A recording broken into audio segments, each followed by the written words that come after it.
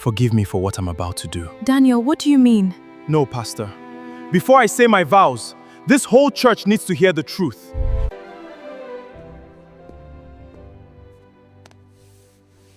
Daniel, please, what are you doing? Daniel, don't do this. Here, this is what you came for. You promised my father you would honor me. Your father should have warned you not to reach above your level.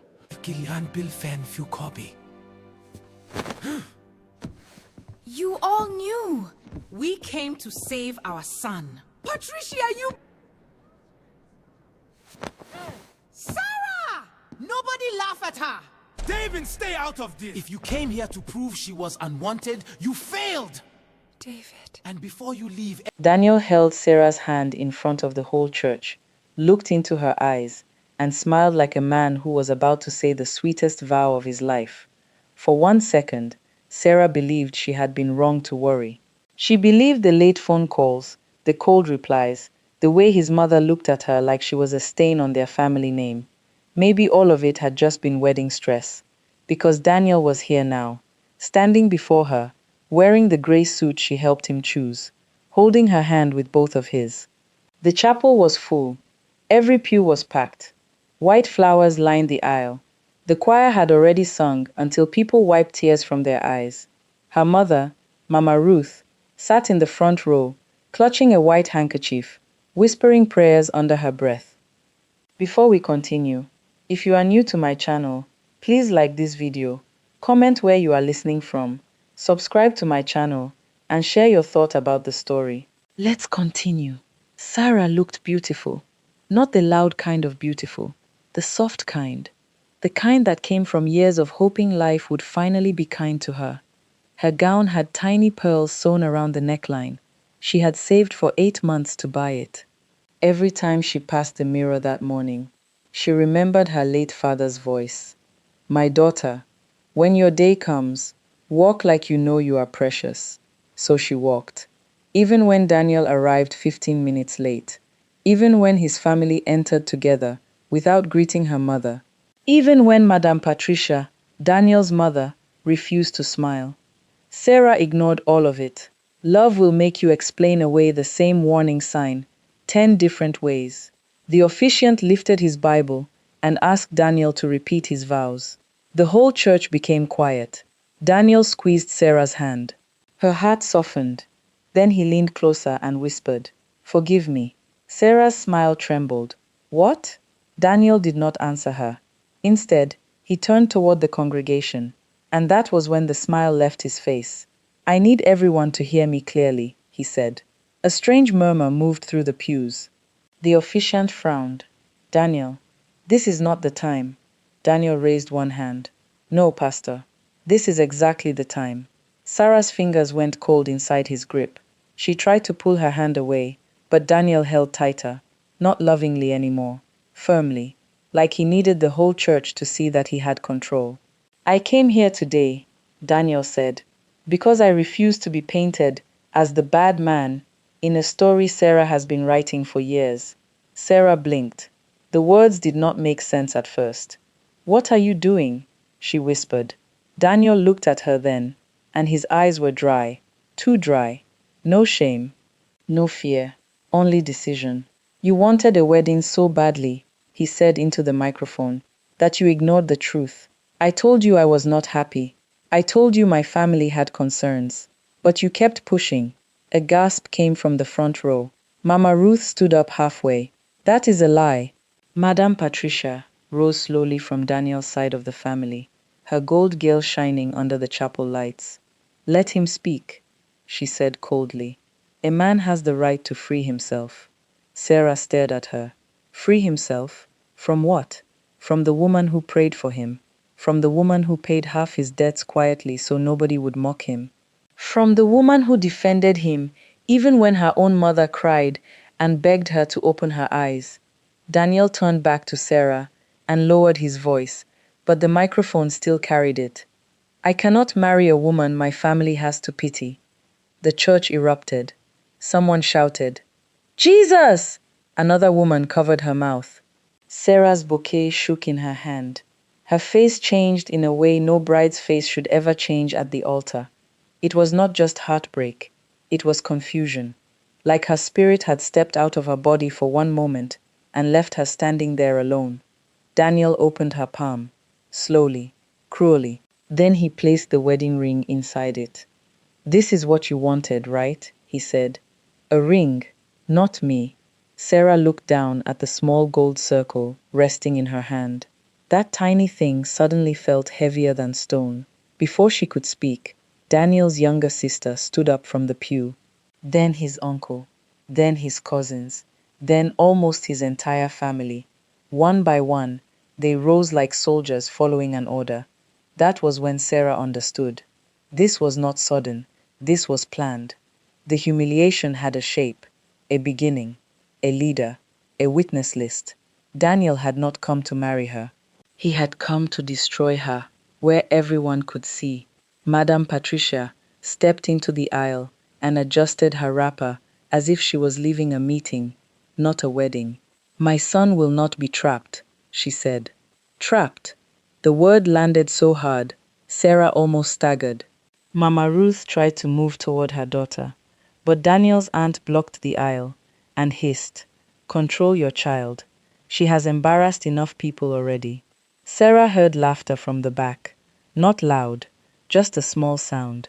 But sometimes, the smallest cruelty is the one that finishes you. Her phone began buzzing from inside her bridal purse near the altar. Again and again. People were already posting, already commenting, already turning her worst moment into something to forward, laugh at, and discuss over dinner. The officiant reached for the microphone. "Please, everyone calm down." But nobody was calm. Daniel's family began walking out, not rushing, not ashamed, walking slowly, proudly, like this had been rehearsed. Daniel took one last look at Sarah. For a moment, she hoped to see regret, something, anything. Instead, he leaned close enough that only she and the microphone could hear. "You should have accepted that love was not enough to raise you into our level." Then he let go of her hand. Sarah stood there with his ring in her palm, her bouquet hanging from the other hand, and her whole life collapsing in front of a church full of witnesses. Her mother screamed her name, "Sarah!" But Sarah did not answer. Her knees bent. The veil slipped from her hair. The chapel lights blurred into white circles. And before her body hit the marble floor, someone rushed from the altar shadows and caught her. David, the best man. He held Sarah against his chest, while the church went wild around them. His face was no longer calm. His eyes burned with the kind of anger that had been waiting too long. "Call an ambulance," Mama Ruth cried. But David shook his head once, staring straight at Daniel's family as they reached the chapel doors. "No," he said. Everyone froze. Even Daniel turned back. David slowly reached into his pocket with one hand, while still holding Sarah with the other, and from his jacket, he pulled out a small black ring box. Madame Patricia's face went pale. Daniel's smile disappeared. David opened the box, looked down at the unconscious bride in his arms, then lifted his eyes to the whole church. "If Daniel thinks this woman is beneath him," he said, his voice shaking with rage, "then let him leave. But before he goes, everyone here must know the real reason his family planned this disgrace." Then the chapel doors burst open again, and a pregnant woman in a red dress stepped inside, holding a brown envelope above her head. "I have the proof," she said. The pregnant woman in the red dress did not walk into the chapel like someone who came to beg. She walked in like someone who had already cried all her tears and now only had truth left in her body. The whole church turned. Daniel's family froze near the doors. Madame Patricia gripped the end of her wrapper, like the cloth could hold her upright. Daniel looked as if someone had dragged his private sin into daylight and given it a voice. "Vanessa," he said under his breath. Sarah was still unconscious in David's arms. Her veil had fallen halfway across her face. The ring Daniel had forced into her palm had slipped to the marble floor, lying there beside her bouquet, like a cruel little witness. Mama Ruth dropped to her knees beside her daughter, touching her cheek, calling her name again and again. "Sarah, my child, wake up. Please wake up. But Vanessa did not lower the envelope. She looked at Daniel first, then at Madame Patricia, then at the congregation that had just watched a bride get broken for entertainment. You all heard him call her desperate, Vanessa said. You heard his mother call her a trap. But that family came here today to do something worse than abandon her. Daniel stepped forward quickly. Vanessa, don't start this madness. She laughed once, but there was no joy in it. Madness, she said. You told me she knew about us. You told me you were only marrying her because your mother wanted a respectable wedding. You told me Sarah was greedy, clingy, and unstable. Sarah's sister, Amara, stood slowly from the front row. Her face was wet, but her voice was sharp. And you believed him. Vanessa looked at her, and for the first time, shame crossed her face. I believed the man who cried in my lap and said he was trapped, she whispered. That was my foolishness. But this morning, when I found out what he planned to do after the wedding, I knew Sarah was not the enemy. Daniel's uncle moved toward her. Young woman, leave this church before you disgrace yourself. Vanessa turned to him. I am already pregnant for a man who lied to 2 women. There is not much disgrace left for you to threaten me with. A heavy silence fell. Even those who had been whispering became quiet. David lowered Sarah gently into a sitting position against the altar steps. He removed his suit jacket and folded it behind her head. His hands shook, not from fear, but from restraint. You could see he wanted to rush at Daniel, but he stayed with Sarah, because sometimes real love is not loud. Sometimes it is choosing the wounded person over revenge. Sarah's eyes fluttered. Sarah, Mama Ruth cried. Sarah slowly opened her eyes. For one painful second, she looked confused. Then memory returned. Daniel's hand, the microphone, the ring in her palm, the laughter. Her face crumpled. No, she whispered, as if waking up had returned her to a nightmare. David leaned close. You are safe. Sarah turned her head and saw Vanessa standing in the aisle. Then she saw Daniel near the door, still there, still breathing, still wearing the face of the man who had ruined her. Why is she here? Sarah asked weakly. Vanessa's eyes filled. She lowered the envelope for the first time. I am sorry, she said. I did not know he was going to do this to you. Daniel clapped his hands slowly. Beautiful, he said. Now everybody is acting. His confidence was returning, because that was Daniel's gift. He could stand in a burning house and still accuse the smoke of lying. He pointed at Vanessa. She is bitter, because I refused to leave Sarah for her. Vanessa's mouth opened. Daniel pointed at David next. And he has wanted Sarah for years. Look at him. Best man with a secret ring? You people don't see what is happening. Murmurs returned. That was the dangerous part. Daniel did not need to prove innocence. He only needed to make the truth look messy. Sarah tried to stand, but her legs failed. David helped her up slowly. She leaned on the altar rail, her white gown wrinkled now, her hair loosened, her makeup streaked. She no longer looked like a perfect bride. She looked like a woman who had been humiliated and was still breathing. Vanessa opened the envelope. Inside were printed messages, bank forms, and a photocopy of a document with Sarah's father's name at the top. Mama Ruth gasped. Where did you get that? Vanessa looked at her. From Daniel's car. He was careless after he celebrated too early. Daniel rushed toward her. Give me that. But David stepped between them. Touch her, David said quietly, and this wedding becomes your funeral. Daniel stopped. For the first time, fear entered his eyes. Vanessa lifted one page. Daniel told his mother that once Sarah signed the joint property papers, after the wedding, they would transfer her father's inheritance into an account controlled by him and his uncle. Madame Patricia shouted, Lies! Vanessa turned another page. He also planned to leave her after 3 months and claimed she was mentally unstable from grief, so people would believe him when he said the marriage failed because of her. The church erupted. Mama Ruth covered her mouth. Sarah stared at Daniel, but there were no tears now, only shock. deep, silent shock. Because betrayal is painful when someone does not love you, but it becomes something else when you realize they studied your weakness and planned how to use it. Daniel looked around and saw the room turning against him, so he did what desperate men do when truth corners them. He attacked the softest place. He looked at Sarah and smiled sadly. "You see," he said, "this is why I could not marry you. You attract drama, even on your wedding day. Look at the chaos around you." Sarah flinched. David clenched his fist. But Daniel stepped closer, lowering his voice into that familiar gentle tone. "Sarah, tell them. Tell them how many times you cried and begged me not to leave. Tell them how you said you would die if I walked away." Mama Ruth whispered, "Daniel, stop." He did not. "Tell them," Daniel continued, "how broken you were before I ever came into your life." Sarah's face drained. The chapel became still again, because Daniel had just opened a private wound in public. Sarah's father's death, her loneliness, her fear of abandonment, all the things she had trusted him with. He had turned them into weapons.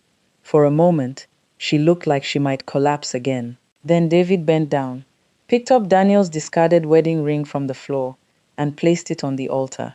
He looked at Sarah. "You do not have to defend your pain to people who came to watch you bleed." Sarah closed her eyes. Something inside her shifted, not healed, not strong yet, but awake. Vanessa reached into the envelope one last time. "There is one more thing," she said. Daniel's face changed. "Vanessa," he warned. She ignored him and pulled out a small flash drive. "This has the voice recording from last night," she said. Daniel and his mother talking about how today was supposed to happen.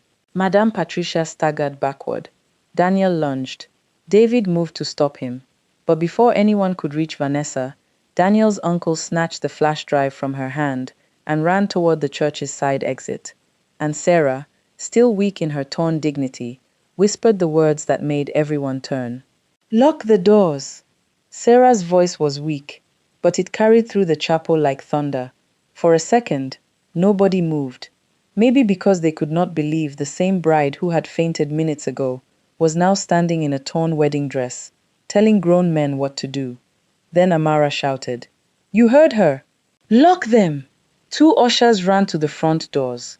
The side door slammed. Daniel's uncle, Chief Bernard, froze with the flash drive clenched in his fist. He was a large man with a proud belly and a walking stick he never needed but always carried, because men like him enjoyed looking important. He had spent the whole wedding sitting in the second row like a judge, nodding whenever Madame Patricia insulted Sarah's family. Now he was running like a thief. "Open that door," he barked. One of the ushers stood in front of it. "Sir, please return what you took." Chief Bernard raised his walking stick. "Do you know who I am?" Sarah almost laughed through her pain. That was always the last hiding place of guilty people. "Do you know who I am?" As if a title could wash blood from the hands. Daniel rushed forward. "This is kidnapping. You cannot lock people inside a church." David stepped in front of him. "Nobody is kidnapped. We are waiting for the truth you keep running from." Daniel pointed at Sarah. "Look at her. Look at what she is doing. This is exactly why I said she was unstable." The word moved through the church like poison. Unstable. Sarah felt it hit her in the stomach. Not because it was true. Because Daniel knew how to make pain look like madness. He knew she had cried after her father died. He knew she had gone silent for weeks. He knew she had once told him, in the privacy of her room, that some mornings she woke up feeling like the world had forgotten her.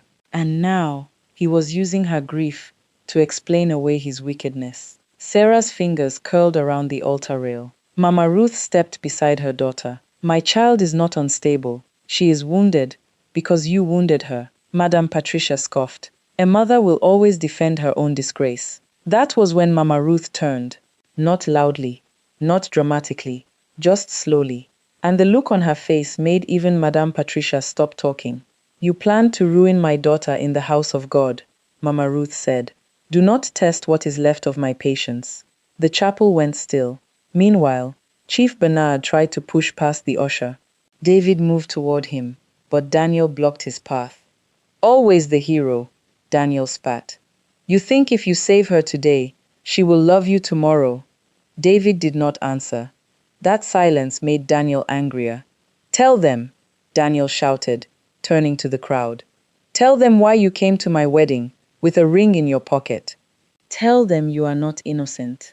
People looked at David again, and Sarah hated that it worked. For 1 second, even after everything Daniel had done, doubt returned to the room. David opened his mouth, but before he could speak, a sharp cracking sound cut through the chapel. Everyone turned. Chief Bernard had thrown the flash drive under his shoe and crushed it against the marble floor. Vanessa screamed, "No!" The tiny black device split open. Daniel's mother closed her eyes in relief. Daniel smiled. Not a big smile, just enough for Sarah to see it. Enough to tell her that once again, the truth had been murdered before it could speak. Vanessa dropped to her knees and gathered the broken pieces with shaking hands. It was there, she cried. I swear it was there. The recording was there. Daniel clapped once. Of course it was, he said softly. There is always invisible proof when people are desperate. Then he turned to the congregation. You have watched enough. A pregnant woman appears, with papers she claims came from my car. A best man brings a ring to another man's wedding. A bride locks people in a church. And somehow I am the villain. Some people looked down. Some shifted uncomfortably. That was the cruel power of a good liar. He could stand beside the wreckage he created and make people question who broke it. Sarah's knees trembled again. David reached for her elbow, but she pulled away gently, not because she rejected him, because this time she needed to stand without being held. Daniel saw her struggle and softened his face. Sarah, he said, lowering his voice, end this now. Let me leave quietly. I will tell people we both agreed to stop the wedding. I will protect your name. Sarah stared at him. Protect her name? The same man who had placed a ring in her palm like she was nothing? The same man whose family walked out as if her shame was a performance? The same man who brought her private tears into public light? He stepped closer. Think about your mother, he whispered. Think about your father's memory. Do you want this scandal to be what people remember? That almost broke her, because Sarah did think about her father. She thought about his old hands, his tired smile, the way he worked himself sick to leave her something after he was gone. She thought about what people would say in the market, at church, online. She thought about her mother walking through town, while strangers whispered, that is the woman whose daughter was rejected at the altar. The shame was heavy, so heavy she almost let him leave with it. Then Vanessa, still kneeling beside the broken flash drive, lifted her head. Sarah, she whispered, I am sorry. Sarah looked at her. Vanessa's face was wet. Her hands were dusty from the floor. For the first time, she did not look like the other woman. She looked like another victim who had woken up late. I have no backup, Vanessa said. He made me delete everything from my phone this morning. Daniel exhaled in relief. Madame Patricia smiled again. But Vanessa continued. But there is someone who heard the whole conversation before I recorded it. Daniel's smile vanished. Vanessa turned toward the back of the chapel. Everyone followed her gaze. An old woman was sitting alone in the last pew, wearing a faded blue headscarf and holding a small nylon bag on her lap. Sarah had noticed her earlier, but thought she was one of the church elders. The woman stood slowly. Daniel took one step backward. Madame Patricia whispered, No! Sarah turned to David. Who is she? David's face had gone pale. The old woman walked down the aisle, each step slow but steady. Nobody spoke. Nobody breathed loudly. Even Chief Bernard stopped pretending to be powerful.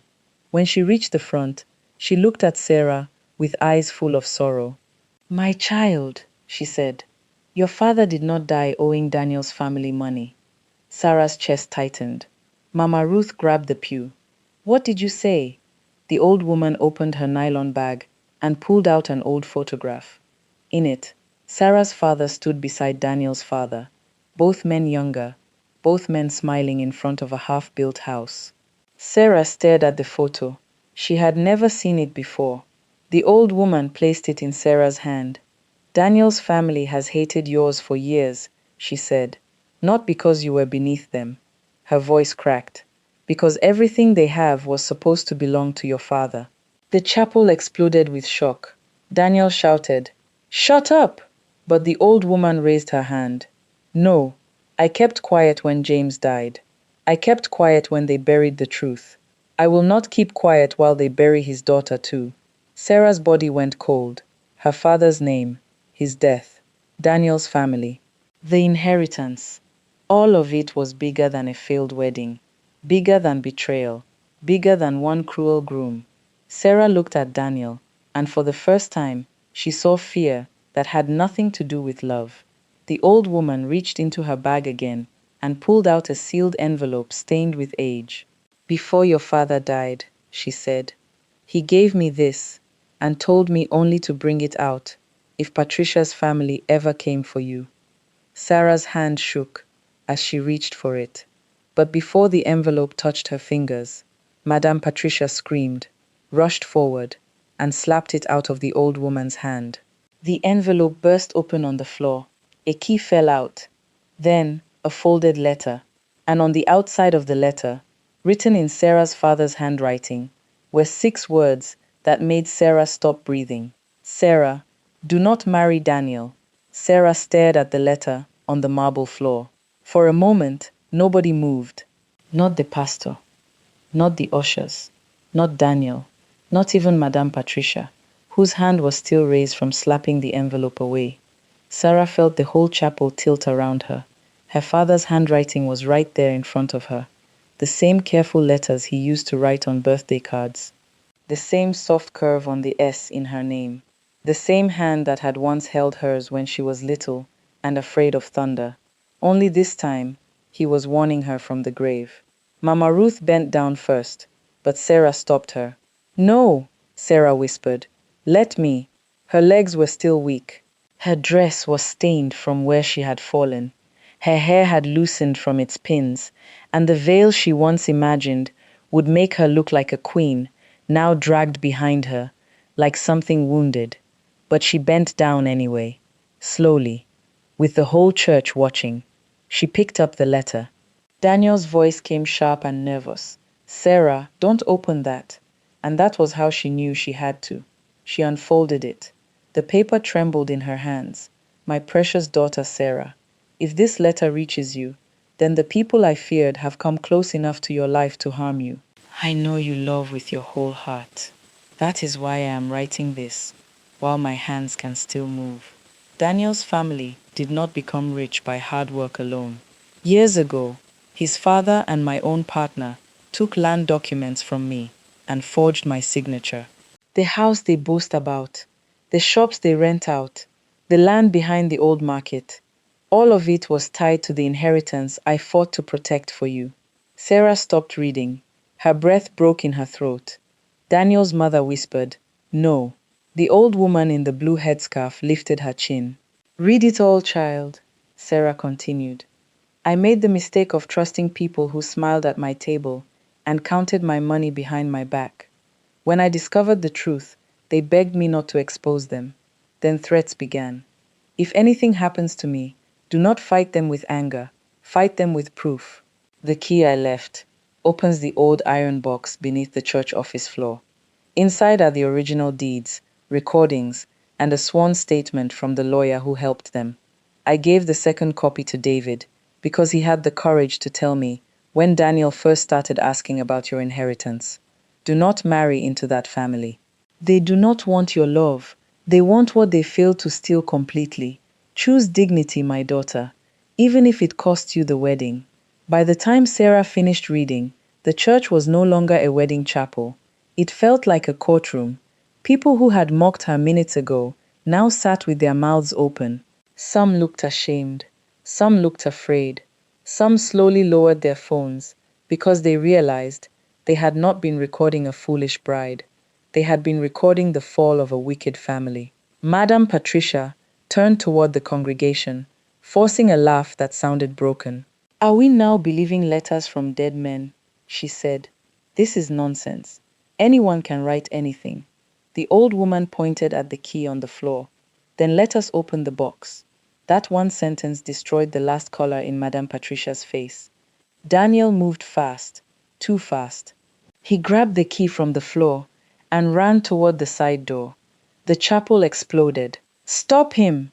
David rushed after him, but Daniel swung at him wildly. The punch caught David on the cheek, and the ring box fell from his pocket, sliding across the floor until it stopped near Sarah's feet. For one strange second, Sarah looked down at it. A ring from Daniel had been thrown at her like shame.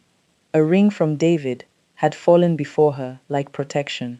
But this was not the time for romance. This was the time for truth. Daniel reached the side door, but Vanessa stepped in front of him. Move! He shouted. Vanessa placed both hands over her stomach and stared at him with tears in her eyes. You used my child to destroy another woman, she said. You will not use this child to escape. Daniel froze, just long enough for Amara to snatch the key from his hand. The church roared. Chief Bernard tried to push forward, but two ushers held him back. Madame Patricia screamed Daniel's name like a woman watching her empire burn. Amara ran to Sarah and dropped the key into her palm. This belongs to you. Sarah closed her fingers around it. For the first time that day, something solid was in her hand. Not a dead promise. Not a rejected ring. A key. Her father's last defense. The pastor, whose face had gone pale, called two elders from the church. Together, they led Sarah, Mama Ruth, David, Vanessa, and the old woman into the small church office beside the altar. The congregation crowded near the open doorway, silent now. Behind an old cabinet, beneath a loose wooden board, they found the iron box. Rusty, heavy, real. Sarah knelt before it. Her hand shook so badly, David almost reached out, but he stopped himself. He had learned something that day too. Sarah did not need a man to open her destiny for her. She needed witnesses. She turned the key. The lock clicked. Inside were files wrapped in plastic, old cassette tapes, signed land deeds, and a sealed video card, labeled in her father's handwriting. For Sarah, if Patricia ever comes smiling. A sound moved through Mama Ruth that was half sob, half prayer. The old woman covered her face. Daniel stood at the office door, trapped by the eyes of the whole church. Sarah lifted the first deed. Her father's name was there, then Daniel's father's name, then red stamps, then forged transfer papers. David picked up one document and showed it to the pastor. This is why they wanted the wedding. If Sarah married Daniel and signed the joint property agreement, the last claim would disappear under his family name. Mama Ruth staggered backward. So they were going to steal from her again? The old woman nodded. And if she fought back, they would call her unstable, just like they tried today. That truth cut Sarah deeper than Daniel's insult, because now she understood the whole performance. The late arrival, the public rejection, the family walking out together, the words about pity and class. They were not just trying to break her heart. They were trying to break her credibility.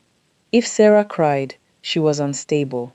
If she shouted, she was desperate. If she fought, she was bitter. They had planned to turn her pain into evidence against her. Madame Patricia suddenly changed her face. She stepped into the office slowly, tears gathering in her eyes. Sarah, she said softly, my daughter, please, let us handle this as family. Sarah looked at her. Family. The same woman who had watched her faint on the church floor. The same woman who had called her a trap. The same woman who had tried to bury a dead man's warning. Madame Patricia came closer. Your father and my husband had misunderstandings. Business is complicated, but we can settle this quietly. Think of your name. Think of the shame. Sarah's voice was calm. The shame is yours. Madame Patricia's tears vanished. Do not be foolish, she hissed. You think people will respect a woman rejected at the altar? Sarah looked down at her torn dress, then at the documents, then at Daniel, and finally at David's ring box, still lying on the chapel floor outside the office. No, Sarah said. People may remember that I was rejected at the altar. She lifted her father's letter. But they will also remember that the man who rejected me was trying to steal what my dead father left behind. Daniel made his last desperate move then. He dropped to his knees, right there in front of everyone. Sarah, please, he cried. I was pressured. My mother pushed me. My uncle handled the papers. I loved you. I still love you. Vanessa stared at him, like she was seeing him clearly for the first time. Madame Patricia shouted, Daniel, stand up. But Daniel crawled closer to Sarah. I panicked, he said. I made mistakes. But don't destroy me. Don't destroy us. We can still fix this. I can marry you now. I will marry you right here. Let us finish the wedding. The chapel gasped. Sarah's stomach turned. He was not asking because he loved her. He was asking because the key had worked. The proof had breathed. His power had collapsed. Sarah looked at the man who had held her hand and humiliated her in front of everyone. The man who had used her grief, her love, her father's death, and her fear of being unwanted. And for the first time, she did not feel the need to ask why he had done it. Some people hurt you because they are confused. Others hurt you because they know exactly where you are soft. Sarah stepped back. No, Daniel, she said. You do not get to abandon me when I am poor in your eyes, then claim me when my father's truth makes me powerful.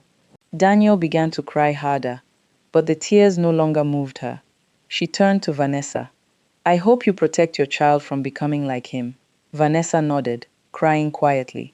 Then Sarah walked back into the chapel. Every eye followed her. David stood near the altar, blood at the corner of his mouth from Daniel's punch. He picked up the black ring box from the floor and held it, but he did not open it again. That was why Sarah finally trusted him. He was not trying to use her broken moment to win. He was trying to give her back the honor Daniel had stolen. David came before her and spoke quietly, not into the microphone this time. Sarah, I brought this ring because I had planned to tell you the truth after the wedding and then live your life if you wanted me to. I loved you, but I never wanted to own your choice. Sarah's eyes filled again. David opened the box. The ring was simple, beautiful, not loud, not proud. I am not asking you to replace pain with marriage, he said. I am asking you to remember that you were never unwanted. If one day your heart is ready, I would be honored to love you properly. But today, let me walk you out of here with dignity. Sarah covered her mouth. The whole church was silent. Then Mama Ruth began to cry, not from shame this time, from relief. Sarah looked at David for a long moment. Then she placed her hand over the ring box and gently closed it. Not today, she whispered. David nodded, accepting it without bitterness. Sarah took his arm. Then she turned to the congregation. I came here today to become a wife, she said, her voice trembling but strong. Instead, I became a witness to my own rescue. Let everyone who recorded my shame also record this. I was not left because I was worthless. I was spared because I was worth protecting. Nobody laughed. Nobody whispered. Nobody looked away. As Sarah walked down the aisle, people stood, one by one. The same aisle Daniel had used to disgrace her became the road she walked out on, with her head lifted. Behind her, Daniel remained on his knees. Madame Patricia sat frozen, stripped of pride. Chief Bernard lowered his face. Vanessa stood alone, holding her stomach, finally free from the lie she had been living inside. And Sarah stepped out of the chapel into the afternoon sun, still wearing the wedding dress that had witnessed her humiliation. But now, it did not look like a costume of rejection. It looked like evidence of survival. David walked beside her quietly. He did not hold her too tightly. He did not rush her. He simply stayed. And that was the lesson Sarah carried from that day. Sometimes the person who walks out on you thinks they are leaving you in shame, but sometimes they are only walking away with the curse they were meant to bring into your future. Daniel left her at the altar, but God left her with the truth. Her father's name was restored, her inheritance was protected, her dignity was returned, and the ring David carried was no longer a rescue from humiliation. It became a promise, waiting patiently on the other side of healing. Comment Part 2.